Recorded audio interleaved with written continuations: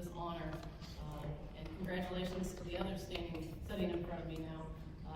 Most of us are trying to always be number one, and I'm just happy to be number 14 today.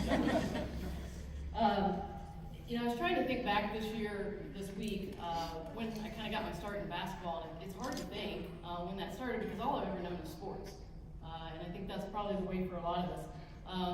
But I remember going out in the backyard, playing tackle football with my brother, who was 3.5 years older, and he got me a football helmet. I actually had my mom get a football helmet for me, and I finally figured out that I thought it was because he thought it was cool. Made it like a Dallas Cowboys helmet, even though we're a Chiefs fan. But he got it for me so he could try and tackle me harder. That was the whole purpose behind it. But I'd go inside crying, and Mom would say, well, you can stay inside where it's safe, or you can go back outside. Thanks a lot, Mom. So I'd go back outside. I go out and shoot hoops, and you probably remember a commercial not too long ago where the kid's playing basketball by himself. He shoots hoops. He counts it down, 3, 2, 1, and then he bricks it. And he looks around, and he says, and he was fouled. I'm pretty sure that I'm the one that they did that commercial after, because I didn't make too many of those winning shots, but I sure tried out in my backyard a lot. But the real Hall of Famer in our family is my mom. She coached middle school basketball, and she had 2 players foul out one time, and so she was left with 5. And you might say, well, she still had 5 players. But let's keep in mind they were playing 6-on-6 basketball at the time. So she was down a player, and the last one that fouled out was her best player. And so the opposing coach looked down at her and said, it's all right, you can let her play. And my mom, in Hoosier-like fashion, which Hoosiers had not come out yet, said, my team's on the floor. And proceeded to play 5-on-6. They were down 3 with under a minute to go. They scored a bucket, got a steal, scored at the buzzer, and won 5-on-6. So my mom was the real Hall of Famer in the family. I grew up on a farm, and so there's always something to do on the farm. You got to feed the cattle, you got to plant the corn, you got to combine the wheat, whatever it might be. And so my dad taught me responsibility from an early age. And he would often say, Jill, cattle aren't going to feed themselves. So of course we got right back out there and we started feeding the cattle. And it's the same way with basketball. The scouting reports don't write themselves. So it's a lot like farming. You got to stay up late and get things done. But 2004 was the only year that I can remember that I'd been out of organized basketball, either playing or coaching. And in that time, I had just moved back to Missouri with my husband. I'd been coaching at the college level for a while. And so I just went around and watched a lot of practices with college and high school. And I started to see some people that I really admired in their coaching. And number one was Julie Matheny at St. Joseph's Academy. Still a great colleague and friend of mine, a great mentor. Another one was Stephanie Phillips, who finished here at Kickapoo and who we lost way too early.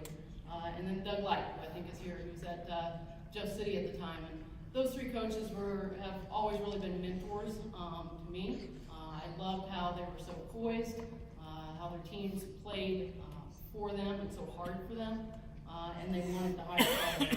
I think I seemed pretty smart for noticing them at an early age, because they all made it into the Hall of Fame before I did. So I definitely want to thank them for being mentors. Vicki Reimler was the athletic director at Rockbridge at the time, and she's here with me today. And Vicki, I'll forever be grateful to you for hiring me. You hear a lot of coaches that are getting hired at this time, especially at the college level, and you hear their speeches and say they found their dream job. And I think I was probably fortunate enough to find my dream job 14 years ago, and I didn't know it at the time, but I do now. Our current athletic director, David Egan, and our principal, Jennifer Ruckstead, who's able to be here today, they just provide the most amazing environment for all of our students. Our culture at Rockbridge is a little bit unique and special, and the success of our athletic teams can be directly tied to their leadership. I've had some really crazy ideas about what to do with our team to challenge them at the highest level, and they've been so supportive.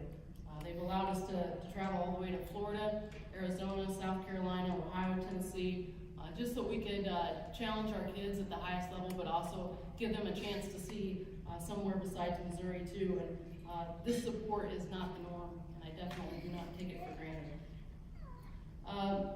There's just so many different stories that we've heard, and I think we all could definitely talk longer than 3 to 5 minutes about the stories that we have about our kids. But I think the one that probably sums it up best for our program was back in November of 2014.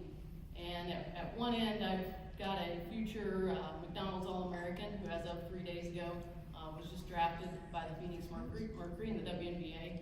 That being Sophie Cunningham, exceptional talent, never took a practice or a game off. And at the other end of the floor, we have our freshman team that's practicing, and the freshman coach had them working on attacking the paint. And about halfway through the drill, one of the players came up to our freshman coach and said, "Coach, what's the paint?" And I just think it's so unique that at a program at Rockbridge, that at one end I can have a future WNBA player that we're pushing to be great daily, and at the other end we've got a kid that doesn't even know what the paint is.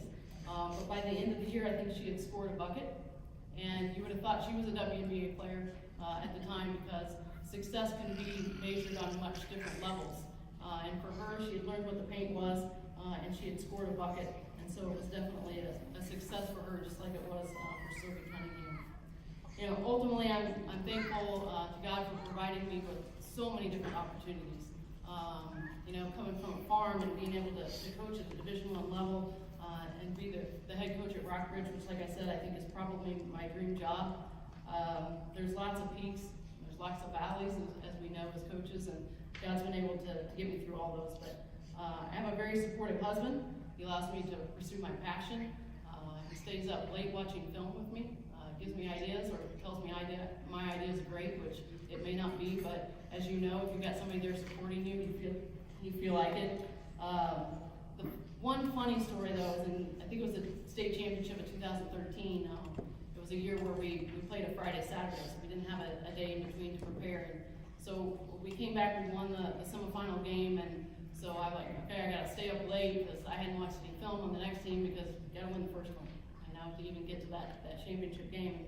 So I'm up late, it's after midnight, and he was like, I am all in, I am watching film with you. And so we're 2 minutes in, and he's still there, he's going strong. 5 minutes later, he's already asleep, and I joked that I now knew what Jesus felt like at the Garden of Gethsemane when everybody fell asleep on him. They were falling asleep on me when I was trying to prepare for a state championship game. I'm thankful for assistant coaches like David Smith and Candace Swede, who are here with me today, and many more that I just don't have time to mention, but they consistently bring their A game every day. And I know all of us have said that, but we wouldn't be standing here without our assistant coaches. But they make me better, and I thank them for that. I'm thankful for my high school basketball coach, Mike Hand, who taught me to believe in dreams. I remember a 6 a.m. practice that I went into my freshman year, so it had been November of 91. I know I don't look that old. But in 91, my freshman year, I walked into a 6 a.m. practice and I said, Coach Hand, I am going to dunk a tennis ball by the time I graduate. And that was really a ludicrous statement, because just a week before, I think they measured our verticals, and I think they got a paper clip between my feet and the floor. I think by the time I graduated, they were maybe able to get a ream of paper between. It was not done on Vertimax. But he believed in me. He never laughed. He encouraged me, and I hope I always provide that same level of faith and belief in every one of our players. I'm thankful that I coach in a school where our boys coach, Jim Scanlon, who's also in the Hall of Fame and just won his state championship a few weeks ago, is a great mentor. He's a dream to work with. I've heard some horror stories between boys and girls coaches, and it's nothing but love between us and the way that we work together to make our programs work. And I'm thankful for student athletes who want to learn, and they want to be pushed, and they want to compete at the highest level. And players who are so appreciative of what I've done, they asked me to be a reader in their wedding. I don't know why, because I'm an old woman, but I was very appreciative of that. I'm thankful for the parents of our players who help with our vision and are a positive, encouraging voice at home. And I'm thankful for an administration that allows us to spread our wings and challenge ourselves as we continue to fulfill our winning tradition of excellence. And without a doubt, I'm so very thankful for a community that embraces our student athletes and appreciates their desire to be selfless members of something much bigger than themselves. As I said, God blessed our program with unbelievably talented kids who have worked hard to reach the pinnacle 5 times. But I am most proud that our players genuinely care more about the success of their teammates than themselves. They embrace the journey we take and understand society views winning as a scoreboard. What we see winning in the positive legacy we leave on our community. Winning isn't the goal, it's never been the goal, but it's the byproduct of a process, and it's the byproduct of our culture. Again, thank you to the Missouri Basketball Coaches Association for this wonderful honor. Congratulations to my rest of my colleagues who are being inducted today as well.